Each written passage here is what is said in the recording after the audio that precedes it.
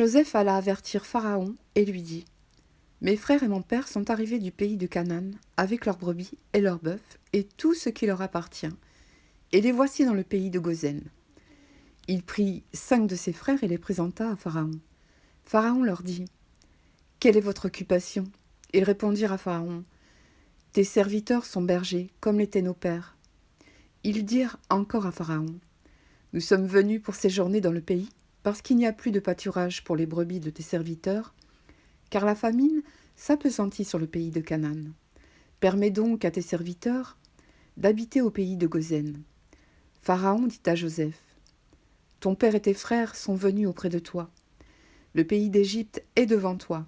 Établis ton père et tes frères dans la meilleure partie du pays, qu'ils habitent dans le pays de Goshen. Et si tu trouves parmi eux des hommes capables, mets-les à la tête de mes troupeaux. » Joseph fit venir Jacob, son père, et le présenta à Pharaon. Et Jacob bénit Pharaon. Pharaon dit à Jacob : « Quel est le nombre de jours des années de ta vie ? » Jacob répondit à Pharaon : « Les jours des années de ma vie errante sont de 130 ans.